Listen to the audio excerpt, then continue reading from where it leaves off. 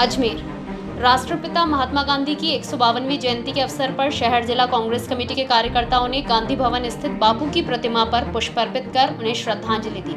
इस मौके पर मीडिया से बातचीत करते हुए शहर जिला कांग्रेस कमेटी के अध्यक्ष विजय जैन और पूर्व मंत्री नसीम अख्तर इंसाफ ने कहा कि महात्मा गांधी का जीवन दर्शन सभी के लिए प्रेरणा देने वाला है। उन्होंने प्रशासन की समस्त सुविधाओं को समाज के आखिरी छोर पर खड़े व्यक्ति तक पहुंचाने की हिमायत की थी और इसी को ध्यान में रखते हुए राज्य सरकार द्वारा प्रशासन शहरों और गांवों के संग अभियान की शुरुआत की गई है, जिसका लाभ शहर और ग्रामीण इलाके में रहने वाले सभी नागरिकों को मिलेगा।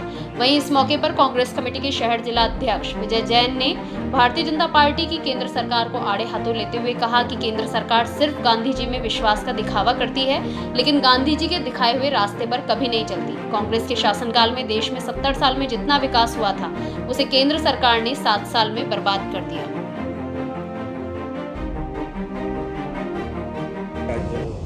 आज हमारे देश के दो लाल, हमारे राष्ट्रपिता स्वर्गीय महात्मा गांधी जी के और लाल बहादुर जी के जन्म दिवस पर अजमेर शहर जिला कांग्रेस कमेटी की ओर से उन्हें शत नमन शत वंदन। आज यहाँ गांधी भवन पर उन्हें पुष्पांजलि अर्पित करते हुए उनके जीवन पर प्रकाश डालने के लिए हमारे शिक्षाविद प्रोफेसर डॉक्टर सुरेश अग्रवाल जी ने उनके जीवन पर विस्तृत जो है अपने विचार व्यक्त किए और सभी को लाभान्वित किया। जिस तरह हमारे देश की आज़ादी के अंदर दोनों ही नेताओं की जो भूमिका थी और जिस तरह अहिंसा के मार्ग पर चलकर उन शस्त्र वाले उन बलशाली लोगों को हराने की ताकत अगर किसी में थी तो महात्मा गांधी जी में थी। जब हम यह बात करते हैं कि महात्मा गांधी जी की, तो महात्मा गांधी जी के मार्ग पर अनुसरण करने के लिए उनके बताए हुए मार्ग पर चलना भी ज़रूरी है। उन्होंने जो कहा वो बात भी ज़रूरी है, उसको मानना। ऐसा नहीं है कि मैं अगर किसी राम को मान रहा हूँ और बात में राम की मान नहीं रहा हूँ तो मैं राम को मानने वाला नहीं हूँ।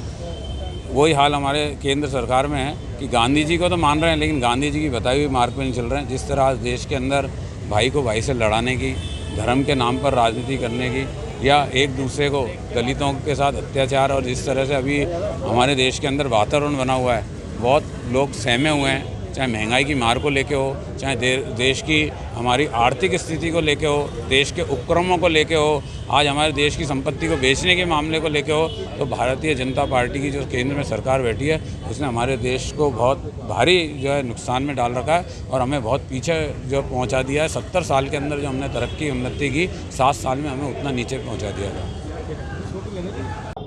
महात्मा गांधी जी की जयंती पर उन्हें श्रद्धा सुमन अर्पित किए गए, उनको नमन करते हैं। सच्ची श्रद्धांजलि यही होगी कि उनके बताए हुए मार्ग पर चलकर अंतिम छोर के बैठे हुए व्यक्ति को हम कैसे लाभ पहुंचाएं, उनके गरीब के कल्याण के लिए जो राजस्थान की सरकार योजनाएं लेकर आई, उन योजनाओं को आम जनता तक कैसे पहुंचाएं, आम जनता को उसको लाभ पहुँचे।